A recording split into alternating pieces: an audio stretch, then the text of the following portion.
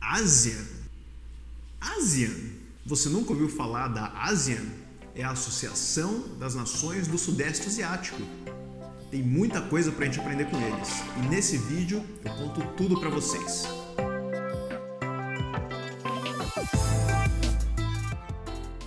Quando a gente pensa em uma associação de países, a primeira coisa que vem em mente é o benefício econômico de uma união aduaneira, uma zona de livre comércio.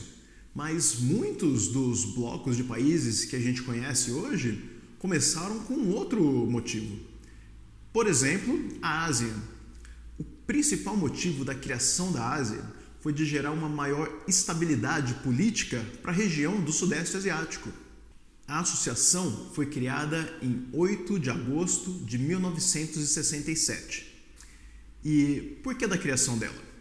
Veja bem, o Sudeste Asiático havia passado e estava enfrentando diversos conflitos, tanto com agentes externos quanto agentes internos entre os países da região. De um lado, você tem os motivos externos, como por exemplo as invasões japonesas durante a Segunda Guerra Mundial. Os japoneses invadiram praticamente todos os países do Sudeste Asiático durante a Segunda Guerra Mundial. E também as guerras da Indochina ou as guerras do Vietnã, como você deve ter ouvido muito mais. Primeiro contra a França e depois contra os Estados Unidos. O Vietnã esteve em guerra praticamente sem período nenhum de paz, desde 1946 até 1975.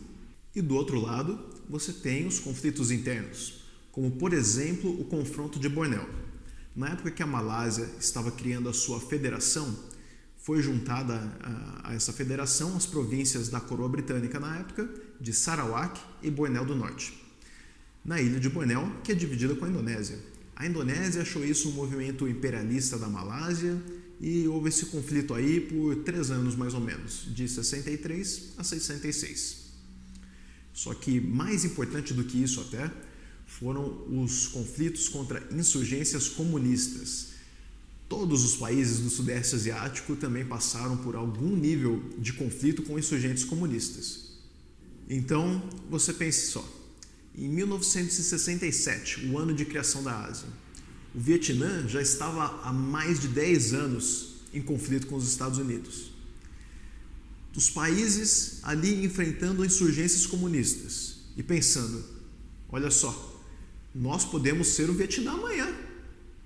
Então, a instituição da Ásia, nesse ano de 67, teve na Declaração de Bangkok realmente um movimento para garantir maior diplomacia e soberania das nações e buscar o desenvolvimento de todos através do diálogo. Como consta aqui no 3º parágrafo da Declaração de Bangkok, e eu leio para vocês.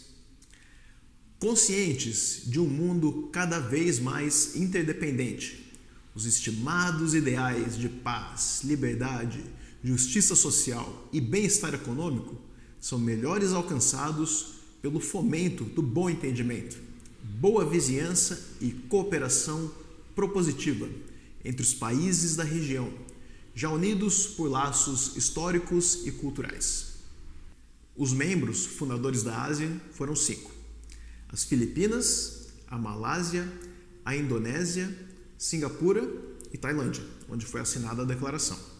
Brunei juntou-se à associação em 1984, depois que teve a sua independência do Reino Unido. E com o fim dos conflitos ali na região, com o fim da Guerra Fria, em 1995 o Vietnã se juntou à Ásia, em 1997 Laos e Myanmar e em 1999 o Camboja, formando então os 10 países membros da Ásia até hoje.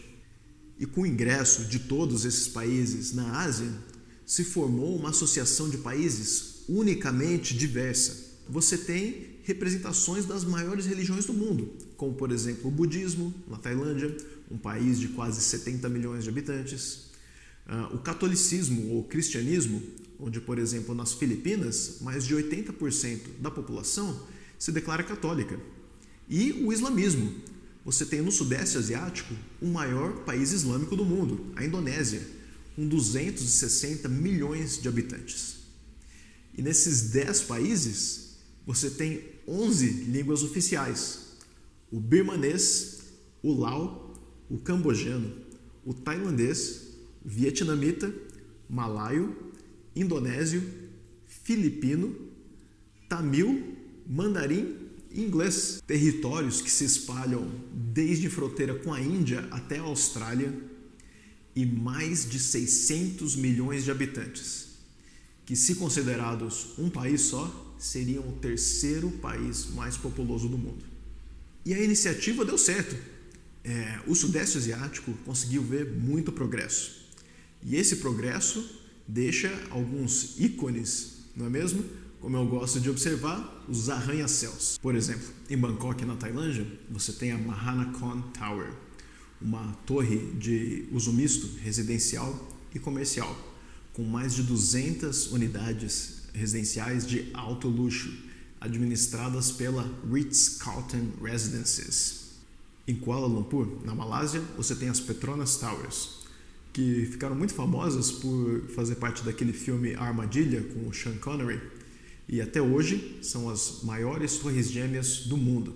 E em Singapura, o Marina Bay Sands, um complexo resort cassino com 3 torres interligadas pelo topo com uma estrutura parecida com um navio, chamada Sky Park, que é exatamente isso, um parque nas alturas, com jardins, árvores e uma piscina de 150 metros de raia e borda infinita.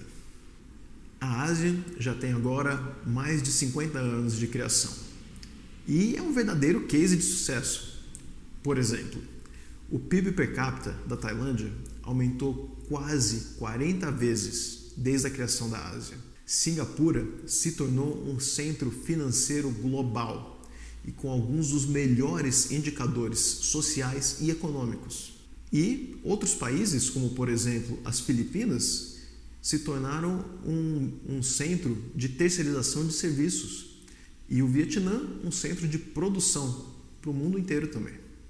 E mesmo os países menores, mais pobres, que entraram depois na associação, têm visto benefícios, como por exemplo Camboja e Myanmar, que estão recebendo maior investimento estrangeiro. E a Ásia continua caminhando. Depois da implementação completa da AFTA, que é a área de livre comércio entre os países membros, agora eles estão caminhando para o AEC, Asian Economic Community, que é uma maior integração dos países com também o livre fluxo de capitais e da força de trabalho. A região é, sinceramente, extraordinária. Eu espero que eu consiga compartilhar com vocês um pouco desse meu interesse e admiração nessa parte do mundo. Portanto, para mais notícias e informações sobre a ASEAN e a Ásia, se inscreva no ASEAN Brasil.